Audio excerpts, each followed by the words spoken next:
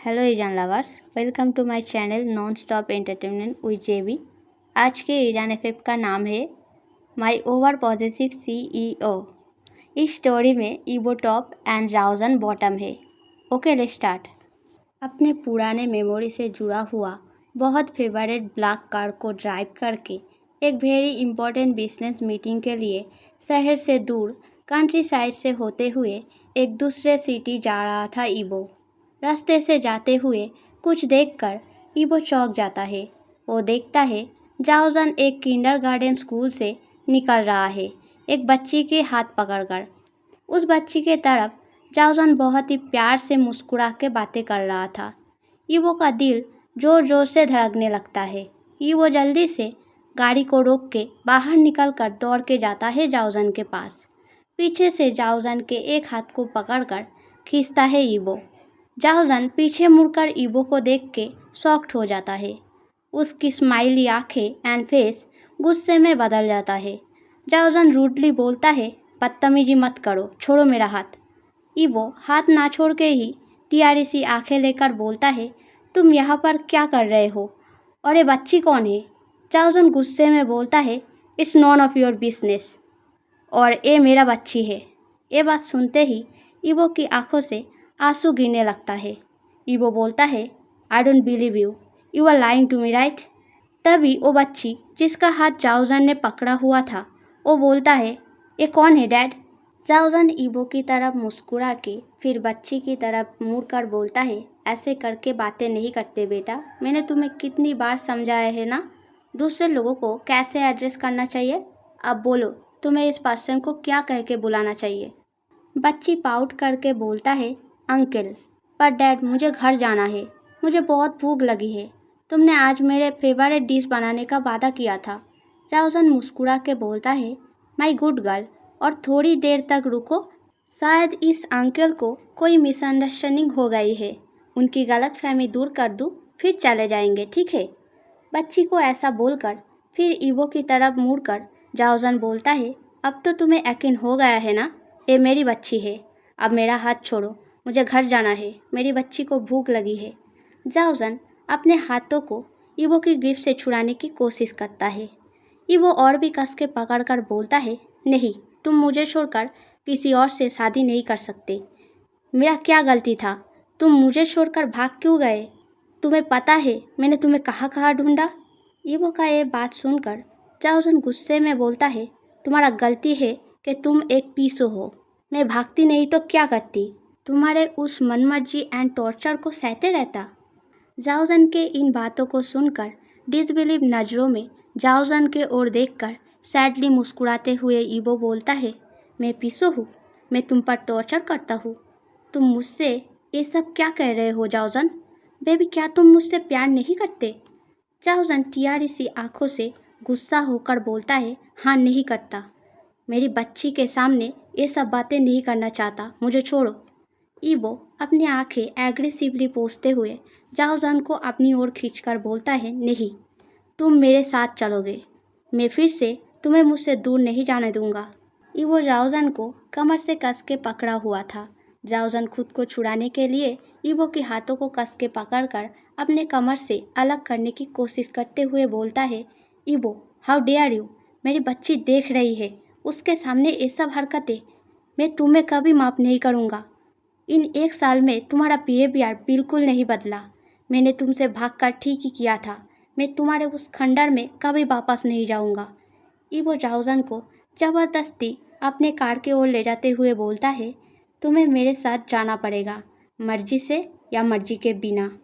जाओजन को ऐसे ले जाते हुए देखकर वो बच्ची दौड़ के ईवो के पास आकर ईवो की पैर में छोटे छोटे हाथों से मुक्का मारने लगता है एंड रोते हुए बोलता है, मेरे डैड को छोड़ो, मेरे डैड को छोड़ो, डैड के बगैर मेरा कोई नहीं है, प्लीज़ उन्हें छोड़ दो। ईवो बच्ची को ऐसे रोते हुए देखकर जाओजन को छोड़ के बच्ची के सामने नीचे बैठकर आंसू पोंछते हुए बोलता है, तुम्हारा नाम क्या है? बच्ची स्नाइप करते हुए बोलता है, किटी। नाम सुनकर ईवो मुस्कुरा कर बोलता है, अच्छा किटी, तुम्हारा नाम तो बहुत प्यारा है, किसने रखा? किटी जाओजन के तरफ देखकर बोलता है, डैड ने। ईवो स्ट्रेंज फील करते हुए थोड़ा सा सैड वॉइस में बोलता है, क्यों तुम्हारे माँ? किटी सिर को नामे हिलाकर बोलता है, मेरा माँ नहीं है। पक्षी और भी कुछ बोलने जा रहा था, पर तभी ईवो को एक फ़ोन आता है। ईवो की असिस्टेंट ने कॉल किया था, इसीलिए ईवो फ़ोन रिसीव करता है। एंड थोड़ी देर बाद जब कॉल को रख के ईवो पीछे मुड़ता है, तब जाओजन और वो बच्ची किटी दूर दूर तक कहीं नहीं दिखा। ईवो सैड होकर बोलता है, ठीक है जाओजन, आज के लिए तुम अपना फ्रीडम अच्छे से जी लो, क्योंकि कल तुम्हें मेरे साथ घर वापस जाना पड़ेगा। ईवो गाड़ी में घुसकर अपनी खास बॉडीगार्ड को फ़ोन करके बोलता है, सिटी के विलेज साइड में एक किंडरगार्टन है, वहाँ पर किटी नाम की एक लड़की है। कल उसे स्कूल से रिसीव करके सही सलामत मेरे पास ले आना। दूसरी तरफ से बॉडीगार्ड बोलता है, ठीक है बॉस। दूसरे दिन बात अनुसार बॉडीगार्ड किटी को स्कूल से रिसीव करके सीधे ईवो के पास ले जाता है। बॉडीगार्ड ने किटी से कहा था, मैं तुम्हारे डैड का फ्रेंड हूँ, उनका तबीयत बहुत ख़राब है, इसीलिए उन्होंने मुझे तुम्हें रिसीव करने के लिए भेजा। चलो मैं तुम्हें उनके पास ले जाऊँगा। मैडम को सही रिसीव पास दिखाने के वजह से मैम कोई शक नहीं करता, इसीलिए ईवो के पास जाने के बाद किटी हर जगह जाओजन को ढूंढने लगता है, पर जब जाओजन उसे कहीं नहीं दिखता तब वो जोर जोर से रोने लगता है, क्योंकि वो अपने चारों ओर इतने सारे ब्लैक कपड़ों का लोग देख के डर जाता है। बॉडीगार्ड को कुछ समझ नहीं आता। वो लोग किटी को चुप कराने के लिए थोड़ा नज़दीक आते ही किटी डर के और भी ज़ोर ज़ोर से रोने लगता है। इसीलिए ईवो का खास बॉडीगार्ड मजबूर होकर ईवो को फ़ोन करता है। ईवो जो मीटिंग में था, फ़ोन को रिसीव करके सारा बात सुन के मीटिंग छोड़ के तुरंत वहाँ आ जाता है। ईवो बॉडीगार्ड को डांटते हुए बोलता है, क्या किया तुम लोगों ने? बच्ची रो क्यों रही है? बॉडीगार्ड लाचारी में बोलता है, हमने कुछ नहीं किया, बच्ची अपने आप ही रोने लगा। हम लोगों ने चुप कराने की कोशिश किया, पर नज़दीक जाते ही बच्ची और ज़ोर से रोने लगी, इसीलिए मजबूर होकर आपको फ़ोन किया। सब कुछ सुन के ईवो बोलता है, ठीक है, तुम लोग बाहर जाओ, मैं देखता हूँ। ईवो किटी के पास जाके नीचे बैठ के बड़े प्यार से बोलता है, kitty, why are you crying बेटा? Look, uncle is here, your father friend, remember? Kitty इस आवाज़ को पहचानता है, इसलिए वो आंखें खोलता है।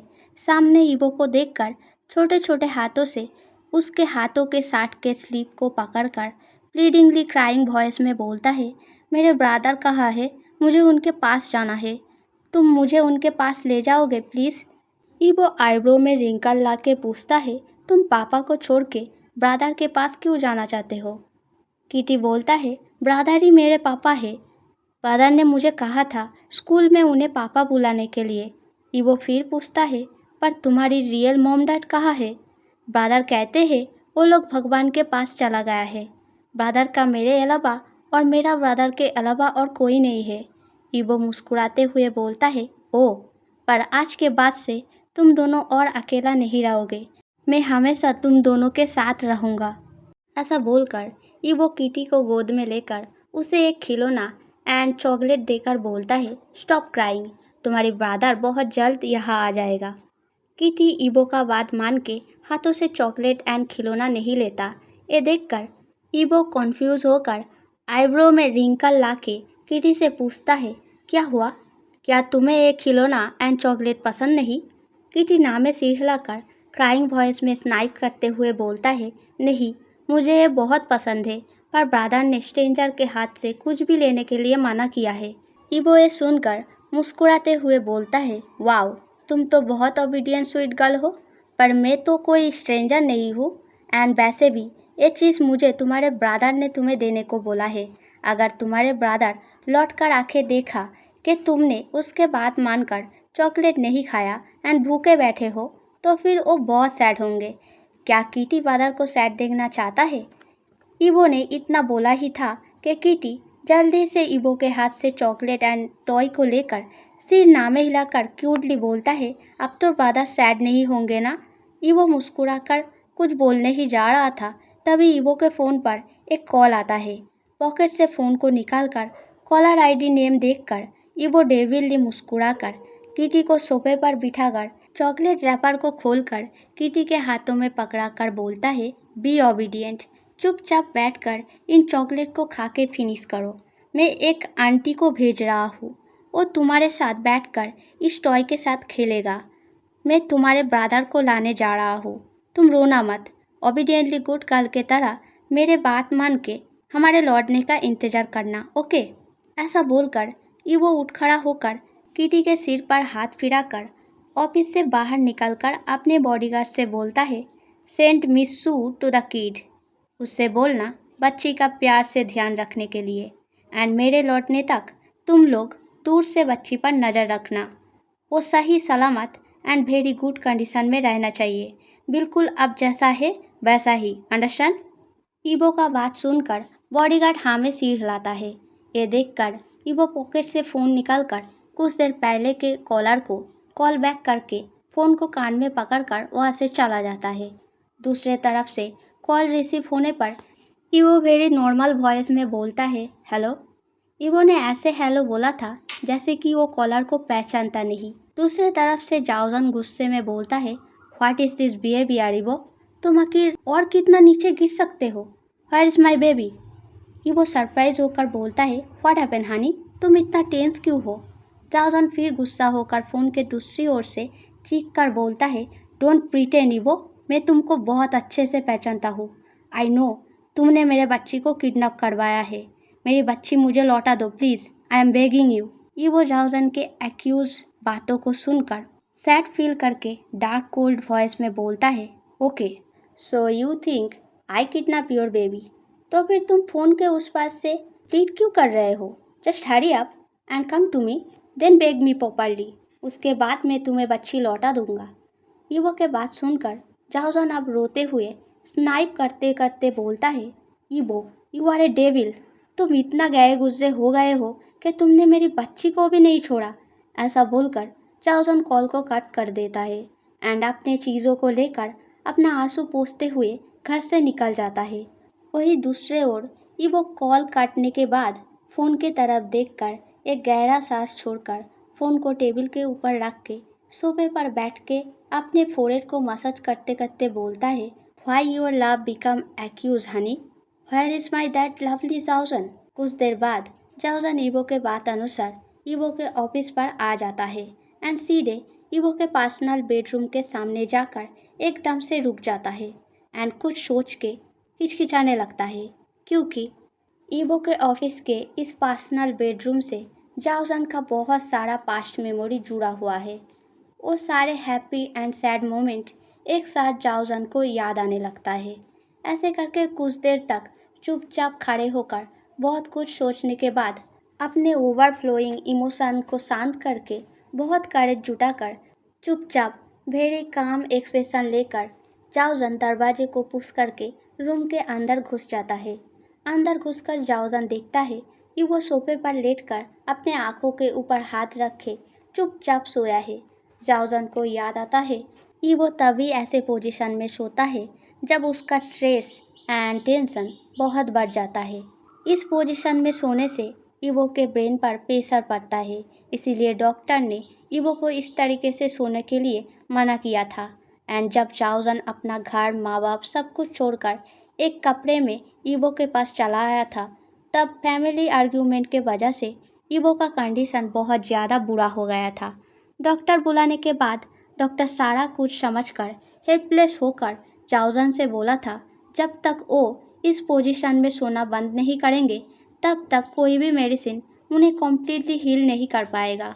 मैंने बहुत बार मना किया है पर वो मेरा कोई बात नहीं सुनते। ऐसा ही चलता रहा तो ब्रेन फंक्शन बिगड़ने में ज़्यादा देर नहीं लगेगा, then it will be a big disaster. Doctor के उस बात को सुनने के बाद जाओजन बहुत कोशिश करके ईवो के स्लीपिंग पोजीशन को चेंज किया था, पर अब लगता है जाओजन का उतना सारा एफर्ट बेकार था। ईवो कभी नहीं सुधरेगा। पास्ट के उन सारे चीज़ों को सोच के इरिटेट होकर आगे बढ़कर ईवो के करीब जाता है जाओजन। वो ईवो के आंखों के ऊपर रखे हाथ को पकड़कर हटाने ही वाला था, तभी जाओजन को प्रेजेंट का सिचुएशन याद आता है। उसे रियलाइज होता है उसका एंड ईवो का रिलेशन अब पहले जैसा क्लोज नहीं है, तो उसका अब ईवो के ऊपर कोई हक नहीं है, क्योंकि उसने तो 1 साल पहले इन सारे जिम्मेदारी एंड राइट्स को छोड़ के चला गया था। ऐसा सोचकर जाओजन सैडली अपना आगे बढ़ाया हाथ अपने पास खींच लेता है एंड पीछे मुड़कर ईवो से दूर जाकर खड़ा होने जाता है। तभी पीछे से ईवो जाओजन का हाथ पकड़कर उसे अपने पास खींच लेता है। ऐसे सडन एक्शन से जाओजन अपना बैलेंस गंवाकर सीधे सोफे के ऊपर सोया हुआ ईवो के बॉडी के ऊपर गिर जाता है।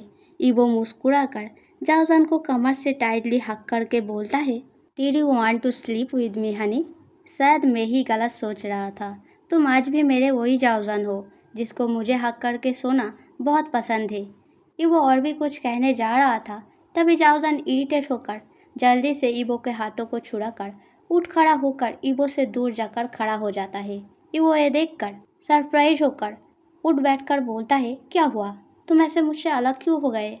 क्या तुम मुझसे हक करके सोना नहीं चाहते?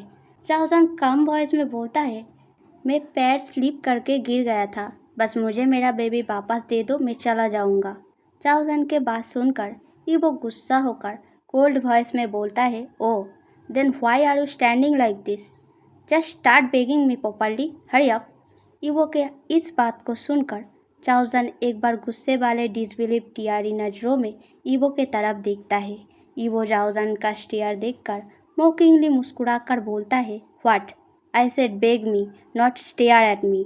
Don't you want the baby back? और do you forget about the baby after seeing me? हाँ? ईवो के मोकिंग बातें सुनकर जाओजन वेरी सैडली घुटने टेक कर फ्लोर पर बैठ जाता है। उसके मजबूरी को रिफ्लेक्ट करते हुए जाओजन के आंखों से एक बूंद आंसू बैलेंस गंवा कर नीचे गिरता है। जाओजन उन आंसुओं को फोर्सफुली पोंछकर बेगिंग के लिए कुछ बोलने ही जा रहा था, तभी वो सीरियस वॉइस में बोलता है, किसने बोला तुमको फ्लोर पे बैठने के लिए? जाओजन ईवो के इस बात को सुन के सरप्राइज होकर ईवो के तरफ देख के इरिटेटिंगली बोलता है, क्या तुमने मुझे प्रॉपरली बेक करने को नहीं बोला? ईवो मुस्कुराकर बोलता है, yes but not like this. How can you forget everything so easily? Just come here and sit in my lap and then beg me, just like you do every time in our past. ईवो के बातों को सुनकर जाओजन फिर से disbelieve नज़रों में evo के तरफ देखकर बोलता है, मुझे नहीं करना, मैं ऐसे ही ठीक हूँ। प्लीज़ मेरे बेबी को मुझे लौटा दो, मैं तुम्हारे सामने हाथ जोड़ता हूँ, प्लीज़। ईवो एंग्री होकर बोलता है, okay but I don't like your apology, so I can give you the baby back, you can get out now. जाओजन एंग्री होकर चीख के बोलता है, आर यू मैड ईवो? तुम्हारे बात मानकर मैंने तुम्हारे आगे हाथ जोड़कर बेगिंग किया, अब मेरा बच्ची मुझे वापस लौटा दो। आखिर तुम और क्या चाहते हो मुझसे? ईवो कामली कोल्ड वॉइस में बोलता है, no you don't listen my word. तुमने वैसे बेग नहीं किया जैसे मैंने तुमको बोला, so I don't consider your begging. जब तक तुम मेरे बात मानकर वैसे बेग नहीं करते, तब तक बेबी मेरे पास ही रहेगा, यू कैन गो नाउ। ऐसा बोलकर ईवो फिर से सोफे पर पहले के जैसा लेटने ही जा रहा था, तभी जाओजन जल्दी से आकर ईवो के लैप पर बैठकर गुस्से में दांतों को पीसते हुए बोलता है, प्लीज़ ईवो, मेरा बच्ची मुझे लौटा दो, उसके बगैर अब मेरा कोई नहीं है। ईवो जाओजन के कमर को पकड़कर पिटेंड करके बोलता है, क्या बोला तुमने? मुझे ठीक से सुनाई नहीं दिया। जाओजन इस बार ईवो के तरफ देखकर बोलता है, प्लीज़ ईवो, मुझे ऐसे ह्यूमिलिएट मत करो, मैं उसके बगैर जी नहीं सकता। तुम्हारे लिए मैंने सब कुछ छोड़ दिया, मेरा घर परिवार सब कुछ। मेरे इस डिसीज़न के वजह से मेरा माँ पापा मेरा मुंह नहीं देखते, बात करना तो दूर की बात है, पर तुम्हारे पास सब कुछ है। मैंने कभी तुमसे इस बारे में शिकायत नहीं किया, पर तुमने आज मुझे मजबूर कर दिया है सब बोलने के लिए। क्या तुम्हें पता है, मैंने तुम्हारे प्यार को पाने के लिए बहुत सारे अपनों को खो दिया है, पर बदले में मुझे कभी तुम्हारा वो प्यार मिला ही नहीं। मेरे इस एक तरफा प्यार से मुझे सिर्फ और सिर्फ बहुत सारे ह्यूमिलिएशन मिला है तुमसे एंड तुम्हारे परिवार से। मेरे प्यार के बदले में मैंने कभी तुमसे कुछ एक्सपेक्ट भी नहीं किया, और ना ही मैं तुम्हें ब्लेम कर रहा हूँ मेरे अपनों को खो देने के लिए। वो सब मैंने अपने प्यार के लिए किया है, सो उस सारे चीज़ों के लिए मैं खुद रिस्पॉन्सिबल हूँ। पर अब जो तुम कर रहे हो, क्या मैं वो डिज़र्व करता हूँ ईवो? मैं तो बस अपनी बच्ची के साथ हैप्पी रहना चाहता हूँ, पर तुम वो भी मुझसे छीनना चाहते हो। क्या मेरे इतने सालों के प्यार के बदले में मैं थोड़ा हैप्पीनेस भी डिज़र्व नहीं कर सकता तुमसे? ईवो एंग्रीली रूड वॉइस में बोलता है, नहीं। ऐसा बोलकर ईवो अचानक जाओजन को सोफे पर गिरा के खुद उसके ऊपर आके डार्क रेड आइज में जाओजान के तरफ देखकर बोलता है, क्योंकि तुमने एक बार बोला था योर हैप्पीनेस इज मी। अगर मैं खुश नहीं हूँ देन तुम कैसे खुश होगे? First give me my happiness back. ऐसा बोलकर ही वो जाओजान के नेक पर एक इंटेंस बाइट करता है, जिस वजह से जाओजान का बॉडी पूरा श्रिंक हो जाता है।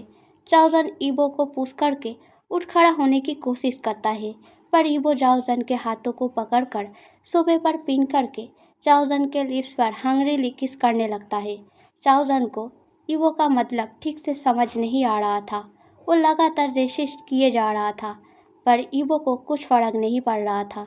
ईबो किसिंग करते हुए जाओजान के शर्ट को खोलकर उसके चेस्ट एरिया पर किसिंग एंड सकिंग करने लगता है।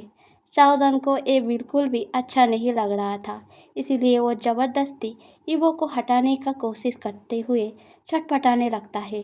जाओजान का ये छटपटाता बिहेवियर देख के एंग्री होकर ईबो जाओजान के चेस्ट के जहाँ पर किसिंग एंड सकिंग कर रहा था वहाँ पर जोर से बाइट कर लेता है, जिस वजह से जाओजान दर्द से चीख उठता है।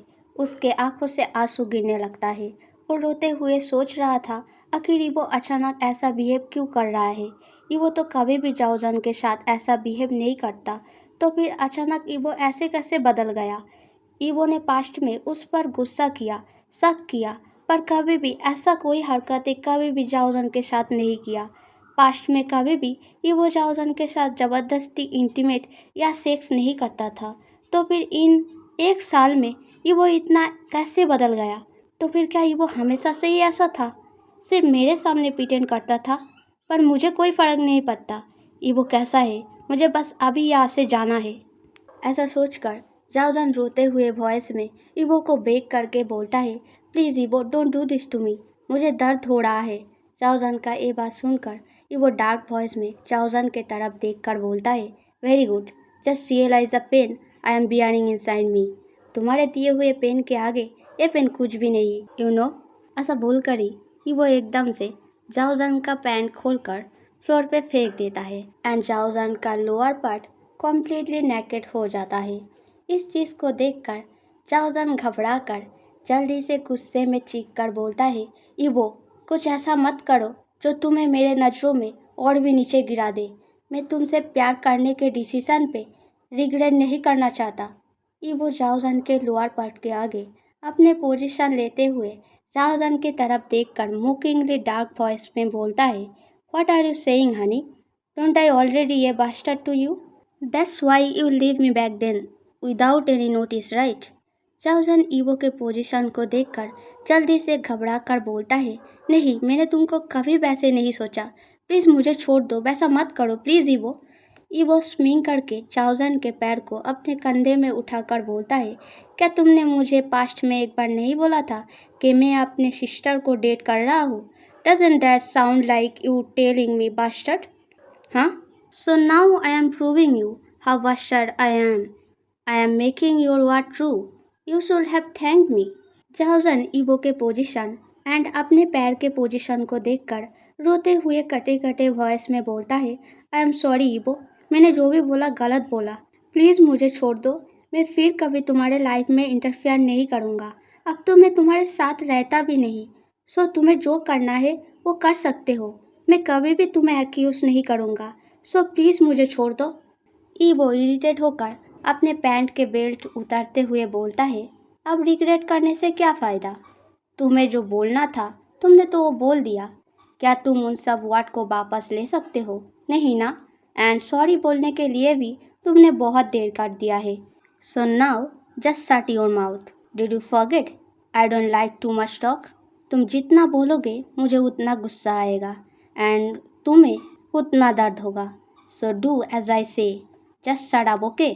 ऐसा बोलकर वो एक हाथ से जाओजान के बियर कमर को कस के पकड़कर स्टेबल करता है एंड अपने पैंट के जीप को खोलकर पैंट को थोड़ा नीचे उतारकर जाओजान के लोअर पार्ट के एकदम क्लोज आकर कुछ करने ही वाला था कि तभी जाओजान छटपटाते हुए चीख के बोलता है, नहीं, stop it Yibo please, I am begging you. Yibo जाओजान के इस चीख एंड बातों से गुस्सा होकर अपने कंधे के ऊपर रखे जाओजान के पैर के थाई पे एक जोर का इंटेंस बाइट करता है, जिससे जाओजन दर्द से चीख उठता है एंड घबरा कर कांपने लगता है। ईवो जाओजन के तरफ देख के वेरी डार्क वॉइस में बोलता है, if you scream again then there will be another more painful bite. If you don't want this punishment then stop screaming. ऐसा बोलकर ईवो जाओजन को उंगली से चुप करने का साइन दिखा के फिर से जाओजन का कमर कस के पकड़ के एकदम से विदाउट वार्निंग जाओजन के साथ हंग्रीली इंटेंस रैप सेक्स करना स्टार्ट कर देता है। ऐसे एकदम सडन रैप सेक्स से जाओजन दर्द से छटपटाने लगता है। वो बहुत कोशिश करके भी ईवो को उसके ऊपर से एकदम हटा ही नहीं पाता। उसके आंखों से आंसू गिरते गिरते जाओजन के सिर के नीचे का सोफा पोर्शन पूरा भीग जाता है। ऐसे करके 5 घंटे बीत जाता है, पर फिर भी ईवो नहीं रुकता। उसके सेक्स का स्पीड एंड रफनेस और भी बढ़ गया था। जाओजन लगातार दर्द की वजह से चीख रहा था एंड ईवो को उसे छोड़ने के लिए बोल रहा था। ईवो भी बात अनुसार हर एक चीख के बाद जाओजन के बॉडी के कहीं ना कहीं पनिशमेंट के स्वरूप वेरी फोर्सफुल इंटेंस बाइट किए जा रहा था एंड उस दर्द के वजह से जाओजन फिर चीख उठ रहा था। ऐसे करके ईवो का hard rough sex and intense biting sucking से होता दर्द को सहते हुए चीखते चीखते एक टाइम पर जाओजन का थ्रोट सूख जाता है। उसका वॉइस बैठ जाता है। उसे अब चीखने में भी दर्द होने लगता है। जाओजन को ए अनबियरेबल दर्द और सहन नहीं हो रहा था, इसीलिए वो लाचार होकर अपने बैठे सूखे वॉइस में आहिस्ता से ईवो को बोलता है, प्लीज़ ईवो, अब रुक जाओ, तुम जो कहोगे मैं करूँगा, प्लीज़ मुझे छोड़ दो, मुझे बहुत पेन हो रहा है। ऐसा बोलकर जाओजन अपना आंखें बंद कर लेता है एंड उसका सिर बैलेंस गंवाकर एक तरफ हिल जाता है। आंखें बंद करने से पहले जाओजन को दिखता है कि वो उसका बात सुनकर उसके तरफ देखकर स्माइल करके कुछ बोल रहा है, पर जाओजन को कुछ सुनाई नहीं दिया था एंड उसके आंखें बंद करने के बाद सब कुछ एकदम शांत हो गया था। इतने टाइम बाद पता नहीं, पर जब जाओजन फिर से अपना आंखें खोला था तभी वो कहीं नहीं था एंड जाओजन सोफे के बजाय बेड पर सोया हुआ था। उसके हाथ पर ड्रिपिंग के लिए सुई चुभाया हुआ था। जाओजन उठने की कोशिश तो करता है पर उठ नहीं पाता, क्योंकि उसका बॉडी जैसे मानो पैरालाइज हो गया है। वो चीख कर किसी को बुलाने की कोशिश करता है, पर उसका वॉइस इतना बैठ गया था कि उसके गले से एकदम भी आवाज़ नहीं निकालता। उल्टा बात करने की कोशिश करने से उसके थ्रोट पर दर्द होने लगता है। जाओजन लाचार होकर बेड पर चुपचाप सोए हुए सीलिंग के तरफ देख रहा था। तभी उसे किटी का फेस याद आता है। उसे याद आता है किटी ने उसे बहुत टाइम तक नहीं देखा। क्या वो रो रहा है? पता नहीं वो उसके साथ क्या ट्रीट कर रहा है। क्या उसने कुछ खाया? वो बीमार तो नहीं हो गई ना? उसका हेल्थ बहुत सेंसिटिव है। नहीं, ऐसे लेटे रहने से काम नहीं बनेगा। मेरी बच्ची के लिए मुझे उठना पड़ेगा। उसके छोटे से ब्रेन पर कोई ट्रॉमा बैठ जाए उसके पहले ही मुझे उसको यहाँ से लेकर भागना चाहिए। ऐसा सोचकर जाओजन फिर से अपने सुन पड़ चुके बॉडी को हिलाने की कोशिश करते हुए छटपटाने लगता है, पर उसका कोई भी बॉडी पार्ट अपने जगह से 1 इंच भी नहीं हिलता। जाओजन अब अपनी मजबूरी से घबराकर रोते हुए सोचता है, मेरा बॉडी ऐसा क्यों हो गया? क्या ईवो ने मेरे बॉडी को पैरालाइज करने के लिए कोई इंजेक्शन दिया जिससे मैं कहीं भाग ना पाऊँ? क्या मैं कभी चल फिर नहीं पाऊँगा? तो फिर मेरी बच्ची का क्या होगा? अगर ईवो ने उसे मुझसे दूर करने के लिए अनाथ आश्रम में भेज दिया तो फिर मैं कैसे जीऊँगा? माय इनोसेंट बेबी, मुझे उसके पास जाना है किसी भी हालत में। मैं ऐसे हार नहीं मान सकता। मुझे कोशिश करते रहना होगा। ऐसा सोच के जाओजन फिर से छटपटाकर अपने बॉडी को हिलाकर उठ बैठने की कोशिश करता है, बट स्टिल कुछ भी फ़ायदा नहीं होता। ऐसे करके कोशिश करते करते एक टाइम पर जाओजन का हाथ थोड़ा थोड़ा हिलने लगता है एंड तभी उसके सिर के ऊपर टंगी ड्रिपिंग बैग पर उसका नज़र पड़ता है। वो डर के सोचता है शायद इसमें ही कोई पैरालाइजिंग दवाई मिलाया हुआ है। ऐसा सोचकर जाओजन बहुत कोशिश करके अपने हाथ को मूव करके सुई को अपने स्किन से बाहर निकालकर फेंक देता है, जिस वजह से सुई चुभाया हुआ जगह से ब्लड निकालने लगता है। ब्लड के वजह से बेड का चद्दर एंड जाओजन को ढका हुआ चद्दर भीग कर रेड हो जाता है। तभी दरवाज़ा खोलकर एक नर्स अंदर आता है एंड जाओजन को इस हालत में देखकर पैनिक करके जल्दी से उसके पास आकर सब कुछ ठीक करने की कोशिश करता है। पर जाओजन बार बार छटपटाकर हाथों से रेसिस्ट करके उस नर्स को उसे इंजेक्शन या फिर कोई और दवाई एंड ड्रिपिंग का सुई वापस चुबाने से रोक रहा था। ऐसे करके कुछ समय बीतने के बाद नर्स टायर्ड एंड लाचार होकर अपने क्लोथ के पॉकेट से फ़ोन निकालकर किसी को फ़ोन करके बोलता है, पेशेंट बहुत एबनॉर्मल बिहेव कर रहा है, मुझे कोई भी ट्रीटमेंट नहीं करने दे रहा है, please come here and help me. जाओजन नर्स की बात सुनकर गुस्से वाले कॉन्फ्यूज नज़रों में नर्स की तरफ देख रहा था। तभी कुछ काले कोट पहने पर्सन रूम के अंदर आता है। नर्स उन लोगों के तरफ देख के बोलता है, पेशेंट ने ड्रिपिंग नीडल्स को निकाल दिया, बहुत सारा खून बह गया है, I have to treat him immediately. उसके बाद ड्रिपिंग नीडल्स को वापस लगाना पड़ेगा, सो पेशेंट के हाथ एंड पैर को टाइटली पकड़ के रखो जिससे कि वो छटपटा ना पाए। नर्स के बातें सुनकर वो काले कोट पहने सारे लोग हाँ में सिर हिलाकर जाओजन के पास आकर उसका हाथ एंड पैर कस के पकड़ता है। जाओजन पैनिक करके अपने हाथों को झटक कर उन लोगों के ग्रिप से छुड़ाने की कोशिश करने लगता है।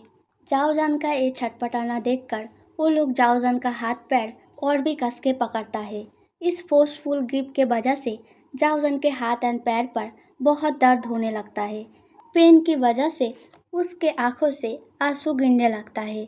जाओजन गुस्से में अपना हार्श थ्रोट में ही भेड़ी दबे हुए वॉइस में चीख कर बोलने लगता है, मुझे दर्द हो रहा है, छोड़ो मुझे, जाने दो, मुझे कोई ट्रीटमेंट नहीं करवाना, मैं बिल्कुल ठीक हूँ। बस इतना बोला ही था कि अपने थ्रोट एंड वॉइस के बहुत बुरे कंडीशन के वजह से जाओजन चोक करके बहुत जोर जोर से खांसने लगता है।